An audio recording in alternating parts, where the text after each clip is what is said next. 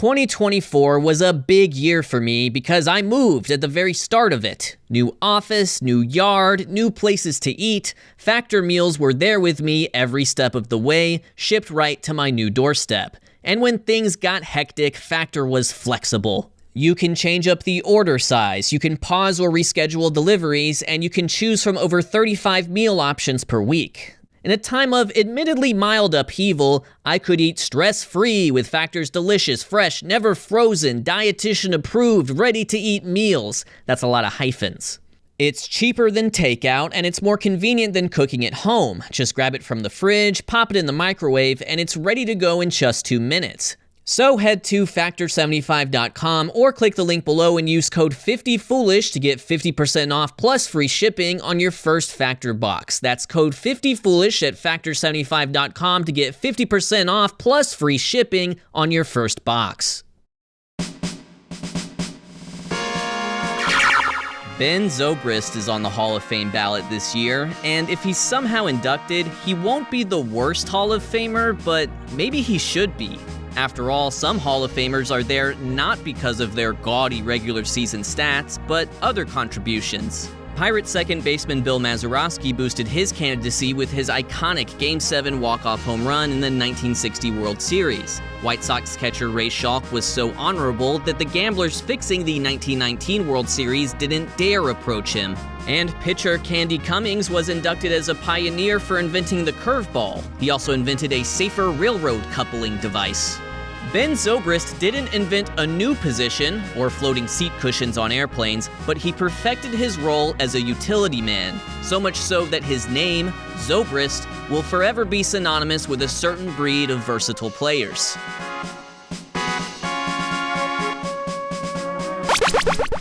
Throughout history, most utility players have definitionally been around the 9th, 10th, or 11th best hitter on a team's roster. If they hit well enough while excelling at one position defensively, they'd inevitably graduate to becoming everyday lineup fixtures at the same spot. That's what made Ben Zobrist so special. He didn't just play multiple positions, he was an all-star caliber talent in the infield and the outfield. And to this point, there hasn't been a single modern utility man inducted to the Hall of Fame. Now you might say, and you do talk like this, well, Robin Yount was a shortstop and a center fielder. Craig Biggio was a catcher, second baseman, and center fielder. But never simultaneously in a sustained fashion. A true utility player would cycle back and forth between those positions over the course of a season. Zobrist naturally played a lot of positions, but right field was his butter to second base's bread. His particular brand of utility was being able to play an infield position other than first base, so second, third, or short, and the outfield. If you look at Hall of Famers who played at least 20 games at one of those infield spots and the outfield in a season since integration, the player who exhibited the most Zobristian versatility is the very man who integrated the game, Jackie Robinson. Between 1953 and 1954, the legendary second baseman split time between third base and left field. If you combine all such infield plus outfield seasons among Hall of Famers since integration, there have been 9. Ben Zobrist alone has 13. When making a Hall of Fame case, the obvious tendency would be to see how Zobrist stacks up against the average Hall of Famer. But in doing so, you'd inevitably be comparing a position player to a positionless player. To get a full sampling of Zobrist's utility, check out August of 2014, his last season with the Rays. 11 starts at second base, 9 starts in left field, 4 starts in right, 3 starts at shortstop, 1 in center field, and if that wasn't enough, he switched positions mid-game 14 times that month. On the 24th, he had arguably the most Zobristy day of his career. He went 1 for 3 with 2 walks, scoring both of Tampa's runs in a 2-1 win over the Blue Jays. He started the game at second base, but Logan Forsythe, a second baseman, pinch hit for Matt Joyce against a lefty, so Zobrist took over Joyce's spot in left. When Brandon Guyer, a left fielder, did the same for Kevin Kiermaier, Zobrist moved over to right for the rest of the game. The very next day, where did he start? Center field. And why not?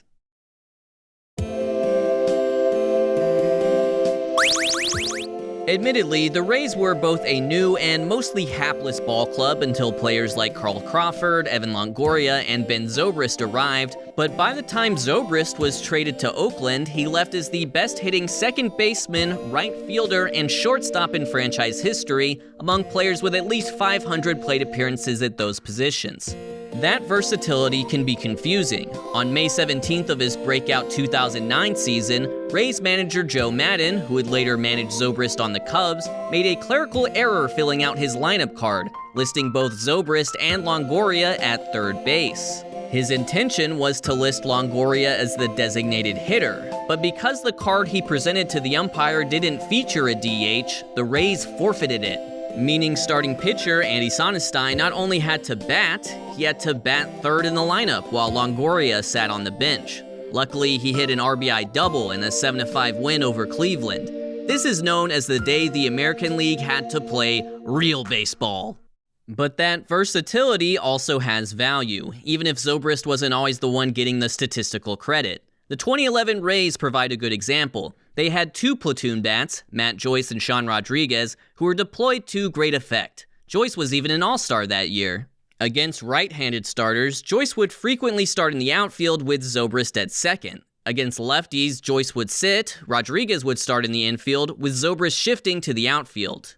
When facing opposite-handed pitching, Matt Joyce and Sean Rodriguez combined to create a really good baseball player named Matt Rodriguez. Matt Rodriguez was a 20-20 player with a .286 average, .369 on base, and .497 slug. But there was also Sean Joyce, who faced same-handed pitching and had an OPS below 600. Thankfully, because of Ben Zobrist, Matt Rodriguez got more playing time than Sean Joyce, but it was the platoon bats who would benefit statistically from that usage, not Zobrist himself. Zobrist didn't always get to show off that versatility in the playoffs. He played only second base for the Royals in their 2015 playoff run, but OPS'd over 1,000 in their ALCS win over the Blue Jays, homering from both sides of the plate. In Game 1 of the World Series, his 14th inning single to right crucially moved Alcides Escobar from first to third, setting up Eric Hosmer's walk-off sacrifice fly and putting Kansas City on the path to their second championship in franchise history.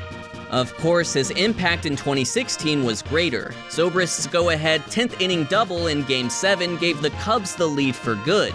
He was named World Series MVP for the team that shed its 108-year-long curse. His double is a top 20 hit all-time by championship win probability added, making it one of the most pivotal plays in MLB history.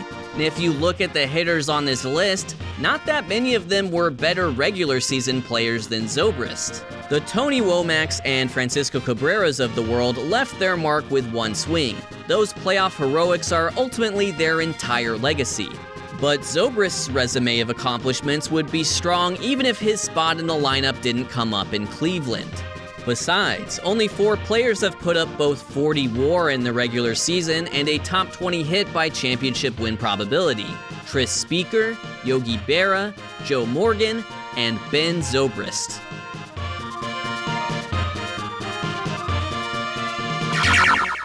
Of course, WAR, wins above replacement, is a contentious metric that I will throw some necessary cold water on later, but it has also become ubiquitous. There are 2 players who I would say popularized using WAR in baseball discussions. The first is Mike Trout, who would still make the Hall of Fame even if he went 0 for his next 2,000 and ran over a box of puppies while filling out a betting slip on his Windows phone. In his 2012 rookie year, he went toe-to-toe with Miguel Cabrera for AL MVP. Cabrera had Trout beat in the Triple Crown hitting stats, but Trout easily exceeded him in terms of defensive and base running value, which were cited vis-a-vis his WAR. You know what? I'm not going to show you this catch. You've seen it too many times. Cabrera ended up taking home the award in 2012, but I don't think he would have if the whole thing played out today. Trout became defined by his WAR for the next decade, which is ironic because he had a season that would have made him a superstar in any era. .326 average, 30 home runs, and 49 steals at just 20 years old. WAR wasn't necessary to appreciate what he was doing. But it was necessary to fully appreciate Ben Zobrist, the other player who helped popularize the concept of wins above replacement. He was right at the top of the WAR leaderboards in his 2009 breakout campaign, to the shock and dismay of many who were discovering the stat as it crawled towards mainstream acceptance. He did this by playing effective but not sexy defense, primarily at second base and right field, as well as getting on base 40% of the time. Between 2009 and 2014, he ranked third in WAR among all position players, right between Cabrera and Adrian Beltre. By the standards of WAR, this is a Hall of Fame peak. He has the same WAR 7, the sum of a player's 7 best seasons, as Jose Altuve.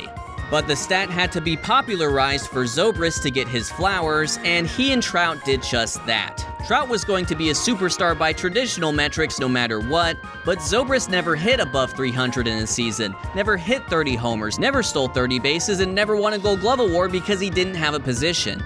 What he did have was the full support of a Saber-metric army, abbreviated SMARMY. Zobrist's time at the top of the game both began and ended quickly, so his career is, at best, a Hall of Fame caliber peak without the stat-padding bookends. He didn't play a full MLB season until he was 28, and played his final game at 38. There are a few late starters in the Hall of Fame, with some notable examples being Jackie Robinson, Edgar Martinez, and soon Ichiro, who shares the ballot with Zobrist this year, but while Ichiro will either be unanimous or very close to it, Zobrist will likely fall off the ballot after failing to garner a vote from 5% of the electorate. Because while it's true that there's no player like Ben Zobrist in the Hall of Fame, there has been a player like Ben Zobrist. Tony Phillips, who played primarily for the A's and Tigers in the 80s and 90s, had a distribution of starts at different positions that would make even Zobrist jealous. He also produced a little more across his 18 seasons than Zobrist did in 14, eclipsing the 50 WAR mark for the Saberheads and the 2,000 hit mark for the traditional counting stat enjoyers. In Game 3 of the 1989 World Series, Phillips homered in a 13-7 win over the Giants. He started the game at second base, then moved over to third base before catching the final out in left field. The next day, Oakland completed their sweep, with Phillips once again fielding the final out, this time at second. Despite his production and versatility, Phillips is largely forgotten, partially because he wasn't properly appreciated in his own time. He never made an All-Star game and received just one vote out of 516 writers during his brief Hall of Fame candidacy.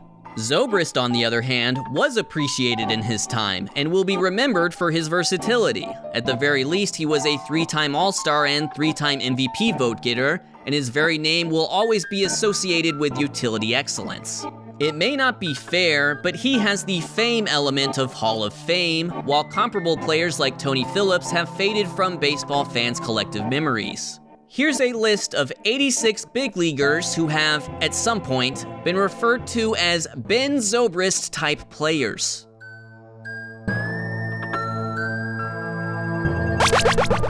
As good as he was, Zobrist doesn't really hack it statistically compared to the Hall of Fame standard. He didn't get particularly close to 2,000 career hits, which have acted as a soft barrier of entry, particularly for non-catchers. Only one hitter, Ralph Kiner, has been inducted via the writer's ballot in the last 50 years without 2,000 career hits, and he did so by leading MLB in homers 6 seasons in a row. The Veterans Committee, meanwhile, has recently inducted players comparable to Zobrist. Gil Hodges and Tony Oliva also failed to reach 2,000 career hits and ranked similarly in wins above replacement, but even WAR, Zobrist's best stat, is below the standard. He'd be 15th percentile among Hall of Fame hitters in WAR and 6th percentile in batting average, with most players he's ahead of coming from an era when Hall standards were less stringent. That WAR deserves some scrutiny as well. Measurements of offense are fairly precise. It's not too difficult to ascertain the run value of a home run or a walk in any given run environment. But Zobrist accrued a lot of WAR from his defense, and defensive metrics change. He played primarily in the DRS/UZR era that began in the early 2000s. Tony Phillips, for example, didn't. And today's players are also graded defensively by StatCast.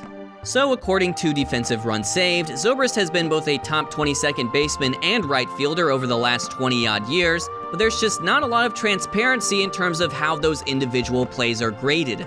It's a different shaped career than recent inductee Harold Baines, who admittedly has a lower WAR, but all of it is accounted for in his bat, which flirted with 3,000 career hits and 400 career home runs.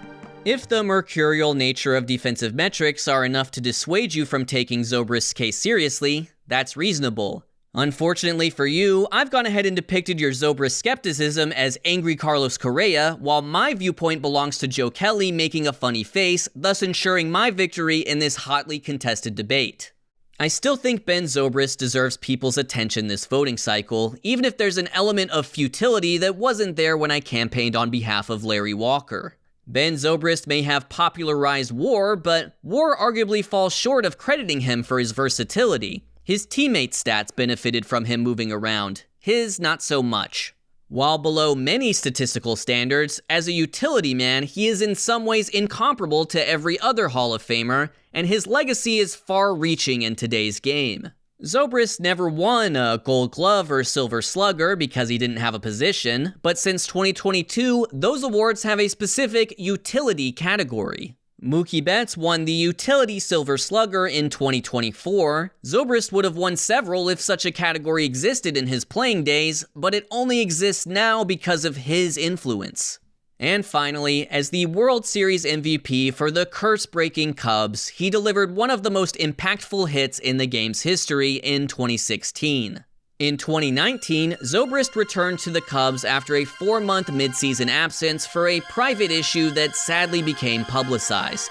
In the final game of the season, the Cubs found themselves trailing the Cardinals 9-0, so in true utility man fashion, Ben Zobrist took the mound for the first and only time in his career.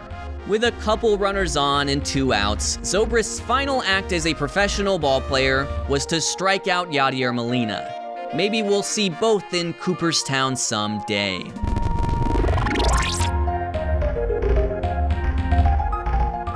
Thank you for watching, and thank you to William Cage for the music.